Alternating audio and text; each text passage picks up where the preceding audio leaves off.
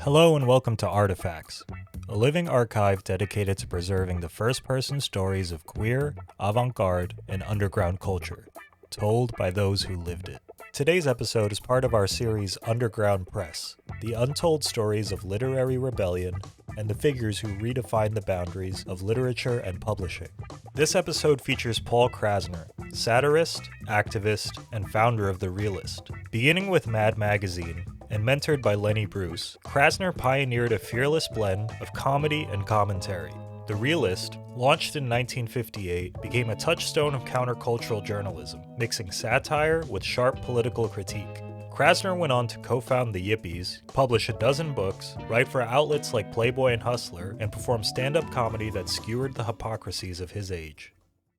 Because I think that every baby is born with the same conscious innocence, and people wake up at different times in their lives to that phenomenon.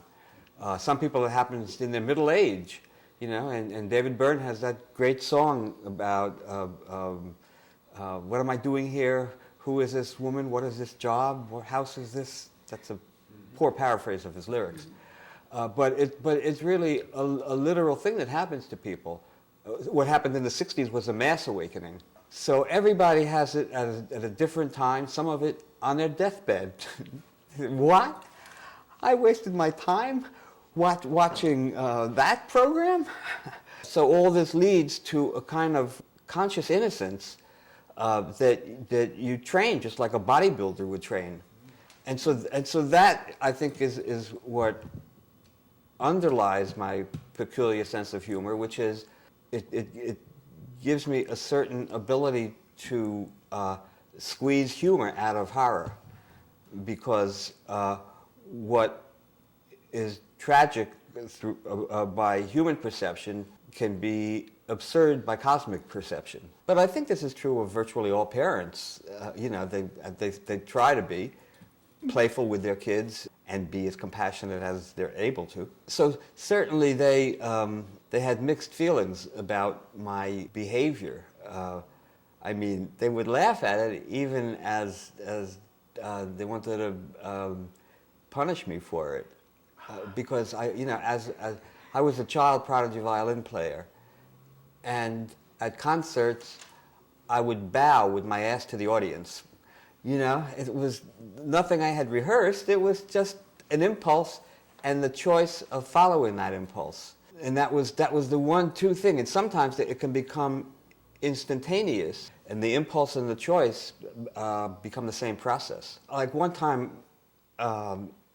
relatives, aunts would always keep saying, "Aren't you hot in that jacket? Take that sweater off."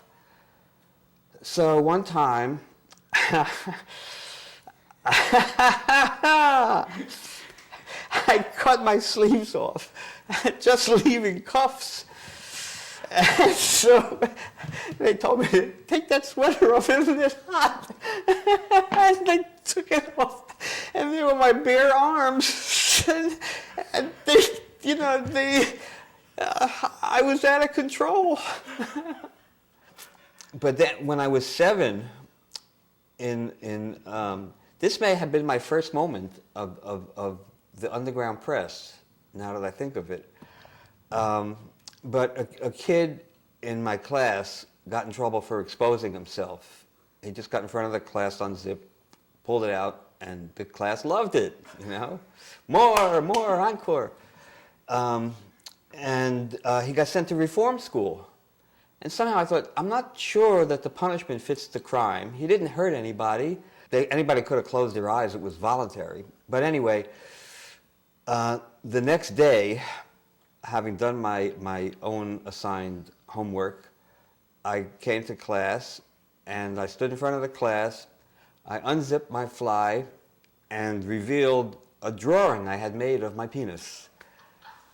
And now, it's a mystery what drove me to do that. It seems now like a previous incarnation.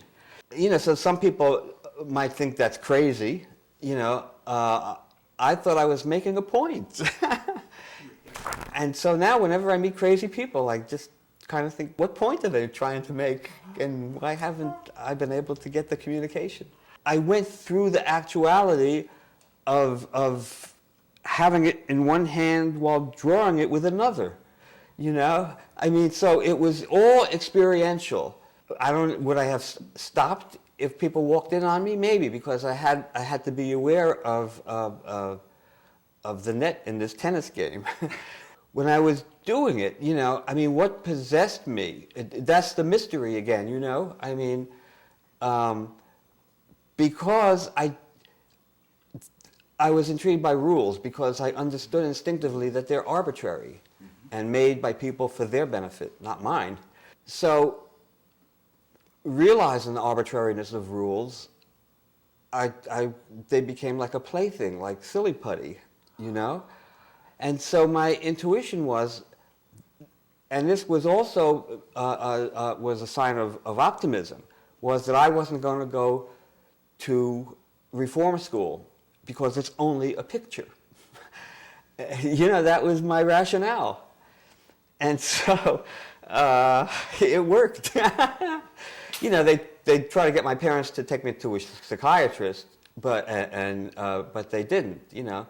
So they had that much respect for me that they knew, they accepted my personality for whatever it was worth. It wasn't their sense of humor that influenced me so much. It was the way they nurtured mine. But it was also their sense of humor, because one time my mother said how much she loved my father's mustache, and he cut it off and put it in an envelope and gave it to her. So I guess that would have been an influence. I think it was just simple sibling rivalry. My brother George, who was 3 years older than me and continues to be, played the violin. And I thought, hey, geez, he's getting a lot of attention for that. And so I got to take lessons. I think also the violin they wanted me to, because when I was circumcised, the mohel was drunk and left an extra little flap of foreskin there, which always stuck to my scrotum. And so I'd constantly, just for comfort, try to separate that. And of course, people thought, oh, he's playing with himself. And my mother took me to a doctor who gave me injections in my buttock to make me stop doing that. You know, they would get me toys and things to play with, but you know, I could throw a ball with one hand and separate my scrotum and foreskin flap with the other hand. And so, but with the violin, I would have to use both hands. Who would think that it was a drunk mohel who got me to Carnegie Hall at the age of 6? I think the first movie I saw, which was Intermezzo, black and white, Ingrid Bergman's first movie also. And she had a crush on her violin teacher, who was played by Leslie Howard? Leslie Howard. And my brother and I went, I fell in love with the theme song of that Intermezzo itself. It was, you know, and I just enjoyed the mystery of why a combination of notes, you know, different notes in a different order with different rhythms, why it felt good to hear it, you know. So I went to my violin teacher and told him that I wanted to learn how to play Intermezzo. And he said, that's not right for you. And it was like the voice of God, or a wannabe God, you know, saying, in effect, declaring war upon the individual. And, you know, I mean, how would somebody else know what was right for me? And so that was another level in understanding the enemy. And they don't realize they're enemy, which is one of the most dangerous characteristics. They all feel very noble, because, you know, in order to deceive others, you have to deceive yourself. So that helps. So at that moment, I decided that I was going to quit that job, and but I didn't know quite how. I didn't want to hurt my parents, and they weren't like this, like stage parents. My mother kept saying, "If you don't like it, you can get out." But she said the same thing about finishing college. I just tried to understand, how do I escape from Carnegie Hall, and it was practice, practice, practice. The same way I got in, figure out a way.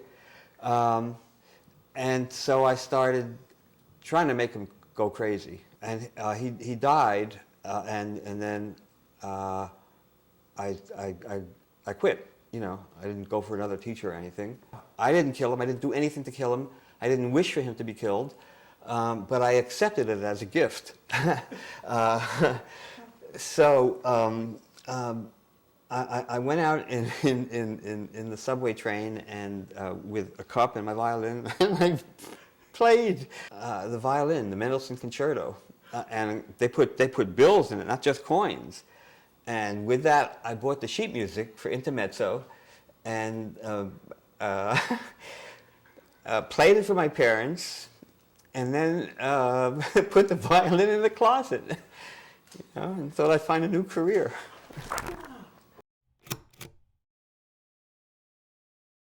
When I was, I guess it was 13 years old, and I had a job and this was while I was going to Hebrew school, only to please my parents, because that was a prerequisite to getting bar mitzvahed. So I thought, all right, I'll play this game in order to please my parents. I mean, that was my motivation, and also ultimately to please myself, because I knew I would feel guilty if I didn't please them. So, I understood that was another effort to try and make altruism and selfishness the same process. Well, if you're a kid, you welcome challenges like that. Yeah. Yeah. So I'm 13, still challenging, asking the rabbi if circumcision is supposed to be a covenant with God. I thought they're supposed to be voluntary. The rabbi says, well, it started out as a covenant, but it's become an obligation. So I thought, wow, I didn't know the term spin doctor yet, but I had just met one. So I had a job in the candy store across the street from where we lived, and it was inserting different sections of the newspaper into the other section. And there was this one about the atomic bomb had been just dropped on Hiroshima. And already I was confused, because even though I didn't know what being Jewish was, except trying to please your parents. Maybe that's it. That and going to Chinese restaurants is being Jewish. That's as much as I knew. And so, I would go to Hebrew school with the books tucked under my sweater, because in order to avoid getting beaten up by the other kids who... anti-Semitism didn't make any sense to me, but I knew I didn't like it. And so I would get in fights for it, and I never understood. What are you fighting me for? What did I do to you? And I guess he was mad because I killed some Jew 2,000 years ago. If he was anti-Semitic, you'd think he would appreciate it. And in that process of putting sections of paper into the main section, I became an atheist, because I could not conceive of a deity that would allow that to happen. Free will is free will, but come on. But I continued to have dialogues with the God I didn't believe in, just as a vehicle for objectivity. And so I had the bar mitzvah anyway. And there again,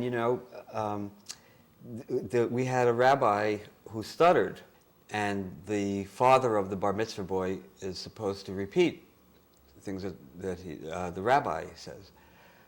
So the rabbi is going,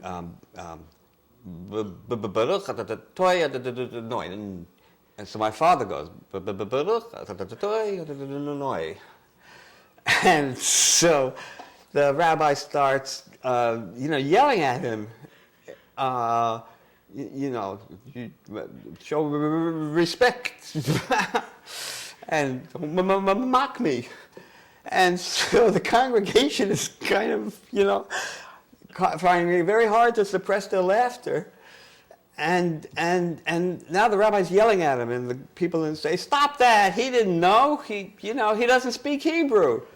And I thought it was very entertaining to me. I thought we were going to start throwing fountain pens at each other, which was the big bar mitzvah prize then.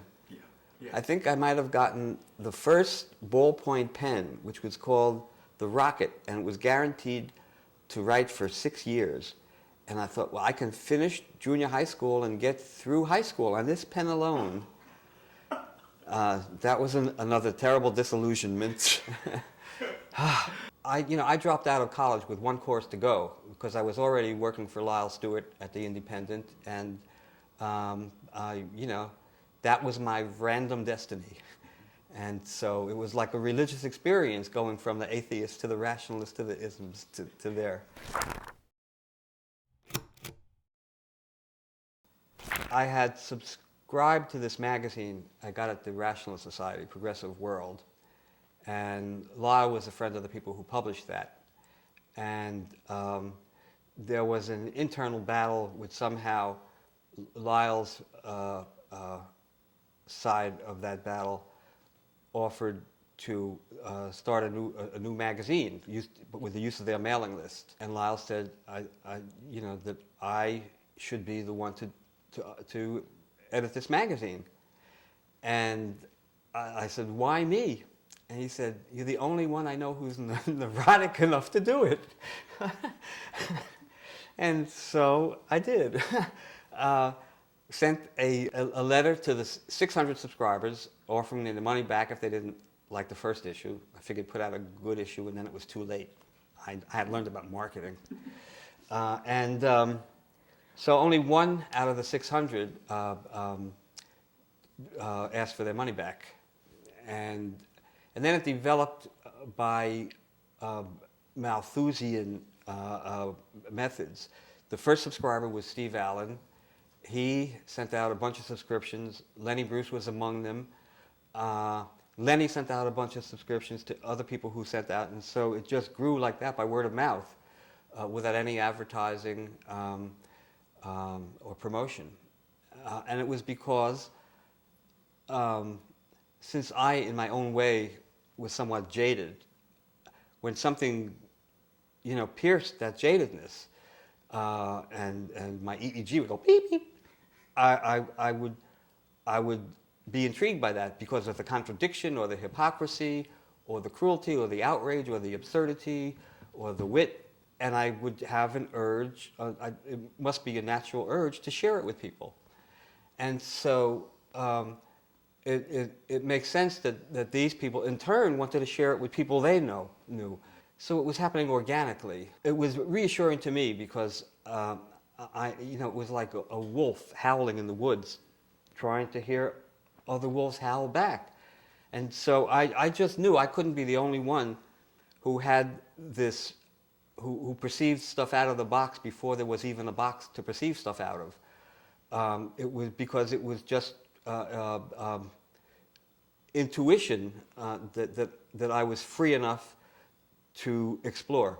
And so I knew psychiatrists who would deliberately keep the realist in their office, in the waiting room, because if people read it, they would reveal a lot of themselves to shrink when they just said what their reaction was to it. People who dated on the basis of that. It was a screening device. And, some people would say, well, don't you resent it if people just use you so they have something to talk about at cocktail parties? Use me, I don't care. The first issue, the main story was by an attorney who wrote about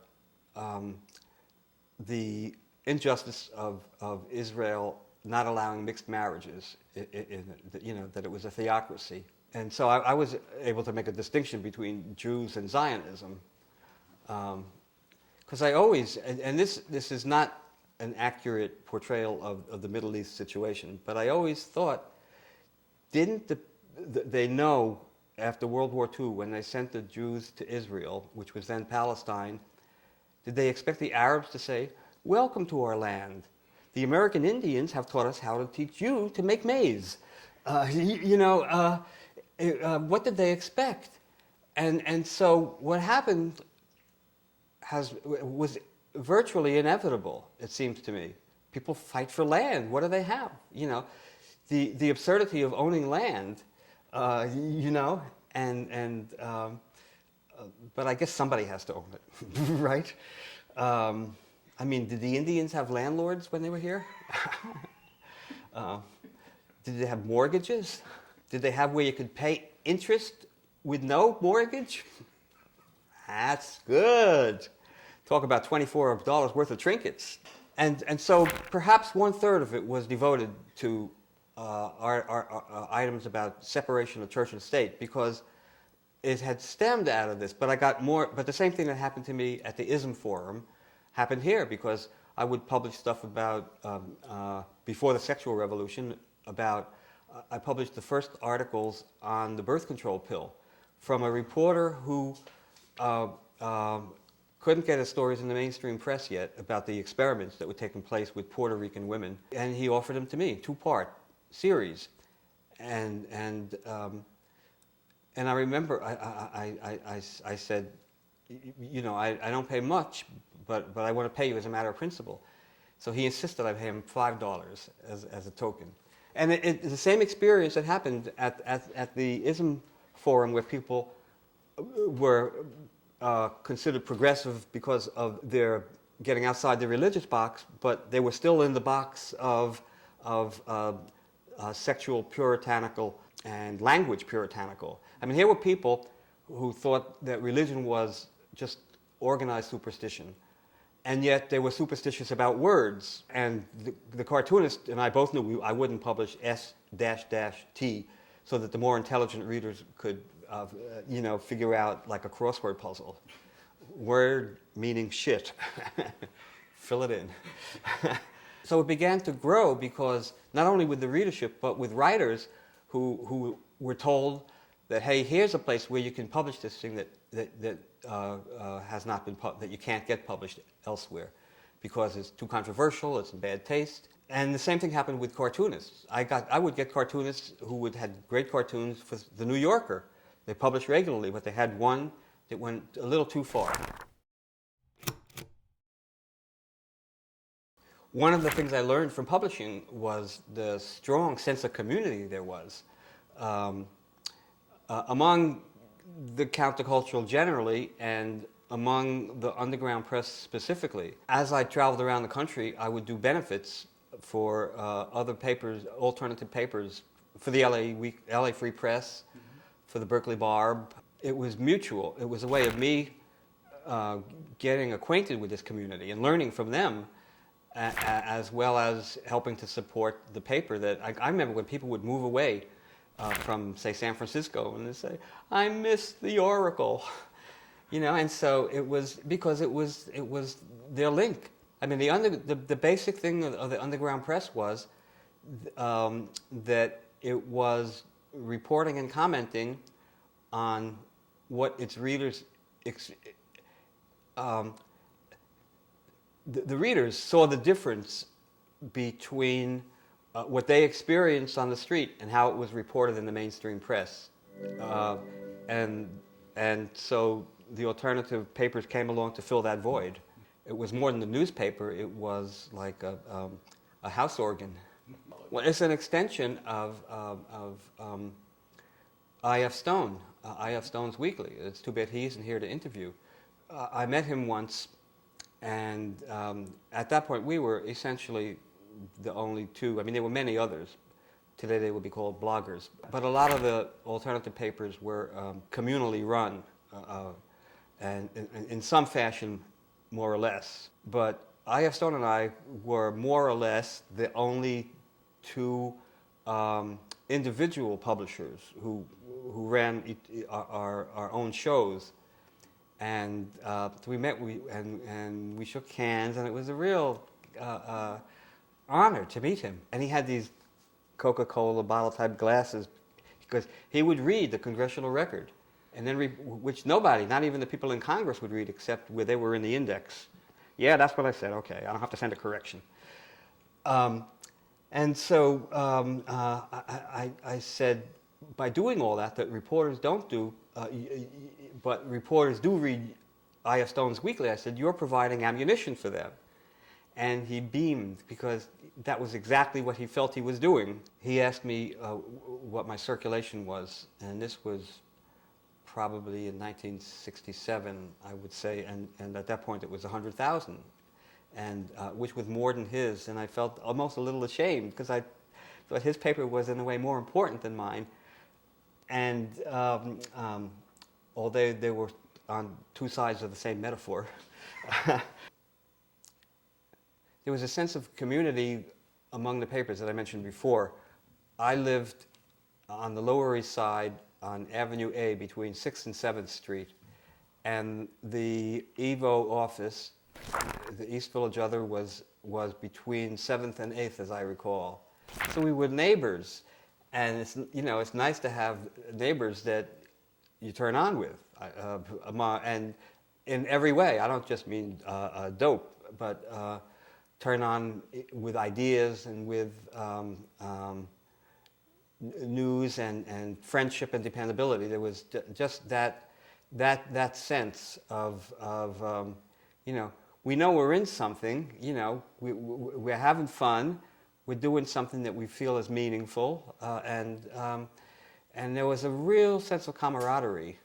In my own case, I would try to get as involved as I could, rather than just read press releases. And so I went to a poetry reading by Gregory Corso at it was called the Dissenters Club, and it was a bunch of essentially junior executives who would kind of, let's get another monkey out of the cage.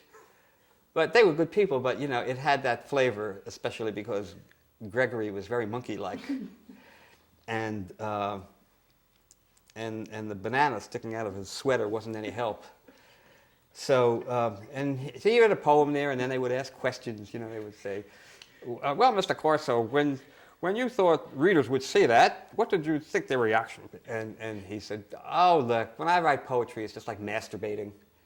And so I'm there as a reporter, so I said, well, let me ask you, when you're reading your poem, don't you want the audience to come?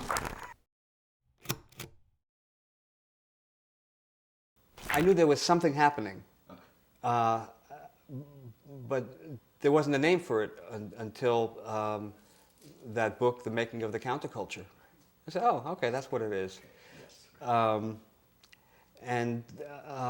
And so it had different, I guess the best example is in the Bay Area, because there was a Berkeley Barb, which was really gung-ho political, and there was the San Francisco Oracle, which you needed a translator sometimes because of all the color and the typeface and all of that.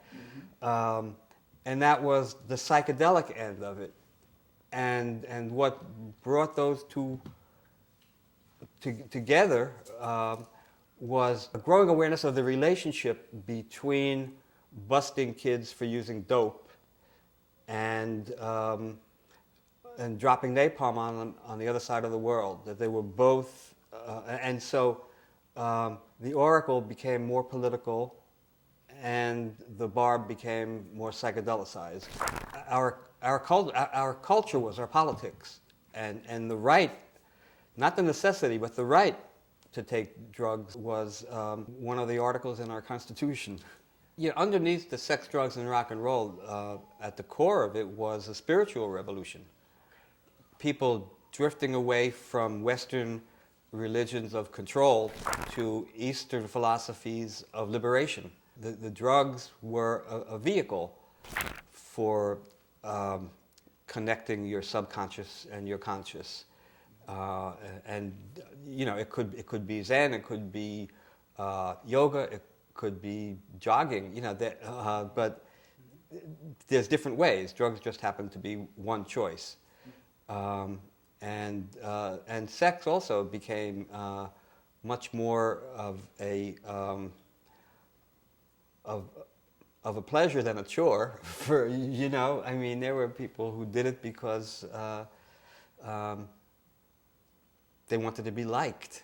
You know, I did it out of insecurity rather than out of the mystery of sex and the sensuality, and so it became a kind of uh, well, I know I got spiritual hard-ons. You know, the Vietnam War was on television, and the horribles in the South or wherever the incidents were taking place that were racist in nature didn't get the kind of coverage, and also American boys and girls weren't being sent to Mississippi. They were being sent to the Southeast Asia, and and every Thursday there was a ritual. Walter Cronkite would come on CBS News and give the body count, and it would be so many American dead, so many Vietnamese dead, so many enemy dead, like you know, just dividing it. And I guess I don't know if you're supposed to feel pride or shame when they reported that, or both simultaneously. If you were a humanist and a patriot, I don't know. I think the crux of the counterculture was the awareness of an alternative way of living your life, and that it didn't have to just be a theory. You lived your alternative. The journalism I did in The Realist, I would start as an observer and become a participant in the process, and it happened with pro-choice.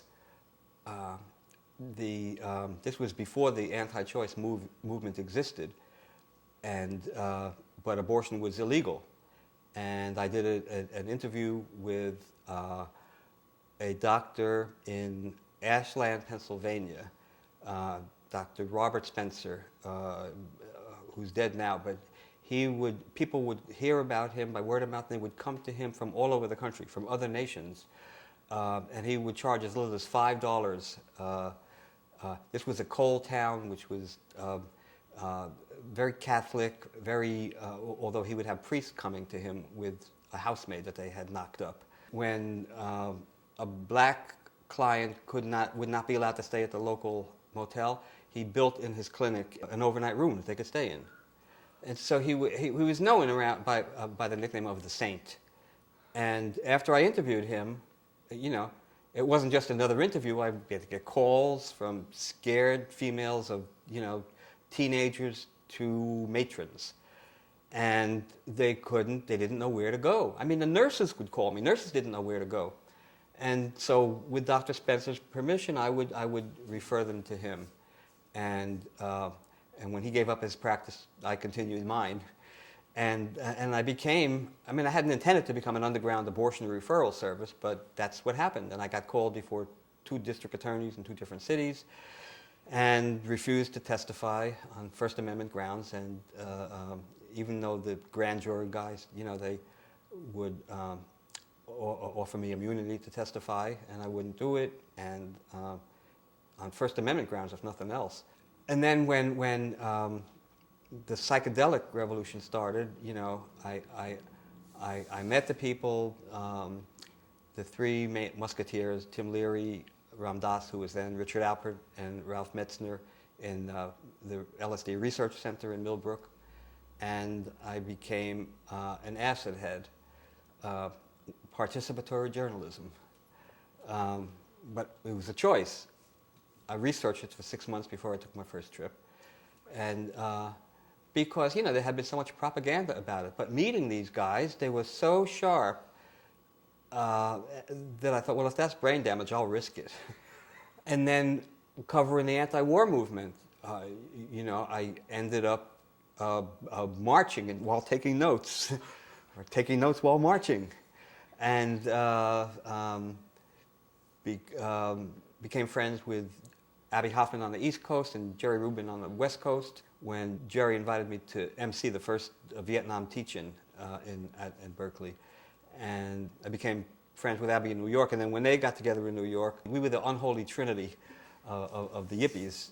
and there were many others involved with it, but we were the ones who got the publicity because we were media hogs. I just got involved when I started publishing Mae Brussell. She was a conspiracy researcher, and I got involved in conspiracy research. You know, the most notorious thing I published was the parts left out of the Kennedy book in 1967. It involved presidential necrophilia in such a context that a lot of readers believed it, even if only for a moment.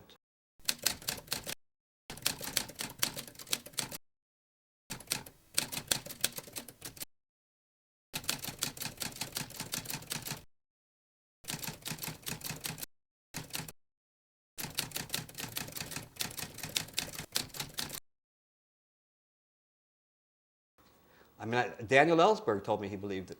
I said, you did? It wasn't too outrageous? He said, well, I think I believed it because I wanted to believe it.